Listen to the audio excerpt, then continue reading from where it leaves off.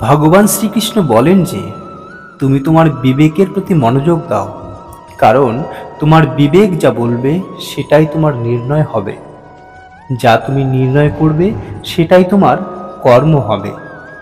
আর যখন তুমি তোমার কর্মকে কুশলতার সাথে করতে পারবে, তখন তোমার কর্মই তোমার পরিচয় দেবে।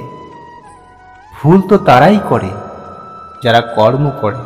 সমাজে নিষ্কর্মা ব্যক্তির জীবন তো অন্যের নিন্দা খুঁজতেই ব্যতীত হয়ে যায়। সম্মান সাধারণত মানুষের নয়, প্রয়োজনের হয়। কারণ যতক্ষণ তোমার প্রয়োজন ততক্ষণ লোকে তোমায় সম্মান করবে। প্রয়োজন শেষ হয়ে গেলে কেউ তোমায় আর সম্মান করবে না। সমাজে মাথা উঁচু করে বাঁচতে চাও, বলতে শেখো। কারণ তুমি যদি বলতে না পারো, তবে তোমায় সারা জীবন অন্যের কথাই শুনতে হবে। অন্যের হাতের কাঠের পুতুল হয়ে থাকতে হবে তোমায়। উড়তে কোনো ক্ষতি নেই, তুমিও ওড়ো, কিন্তু যতটা উপর থেকে তুমি নিচে সব কিছুই পরিষ্কার দেখতে পারবে। চিন্তা ততটাই করা উচিত যতটুকুতে তোমার কাজ সম্পন্ন হয়ে যায়। এতটা করা উচিত নয় যে তোমার জীবনটাই নষ্ট হয়ে যাও। তুমি তোমার কথাকে যতই বিচক্ষণতার মাধ্যমে সকলের সামনে প্রস্তুত করো না কেন, শ্রোতা তার নিজের চিন্তাধারা এবং তার বিবেক অনুসারে সেই কথার অর্থ বের করবে। বিশ্বাস করো, সেও তোমাকে মনে করবে যে তোমাকে ভুলে গেছে যখন তার স্বার্থের প্রয়োজন হবে। জীবনের গল্প অনেকটা এরকম যে এই রঙ্গমঞ্চে তুমি তোমার মনের মতো চরিত্র পাবে না।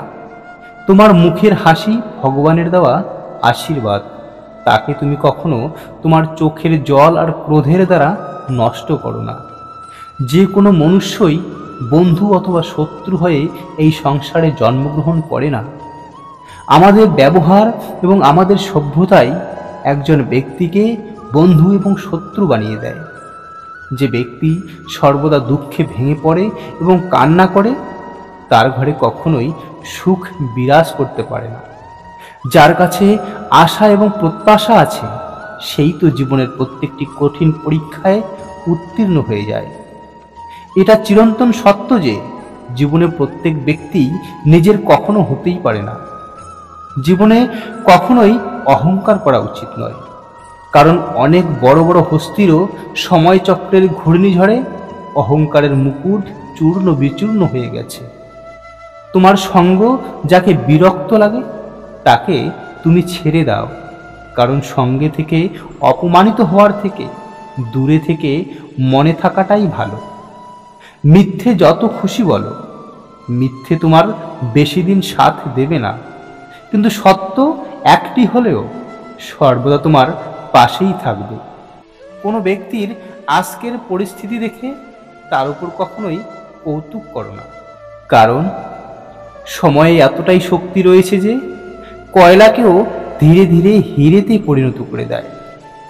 সময় যখন সিদ্ধান্তে উপনীত হয়, তখন সাক্ষীরও কোনো প্রয়োজন হয় না। নমস্কার বন্ধুরা, আজকের ভিডিওতে এতটুকুই। মিলব নতুন আরেকটি ভিডিও নিয়ে। ততক্ষণে ভালো থাকবেন, সুস্থ থাকবেন। ভিডিওটি ভালো লাগলে অবশ্যই একটি লাইক করবেন। আপনাদের একটি লাইক আমার মনে অনেক উৎসাহ জাগায়।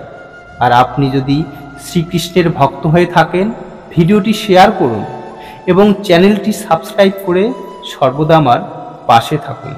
কমেন্টে অবশ্যই লিখবেন জয় শ্রীকৃষ্ণ।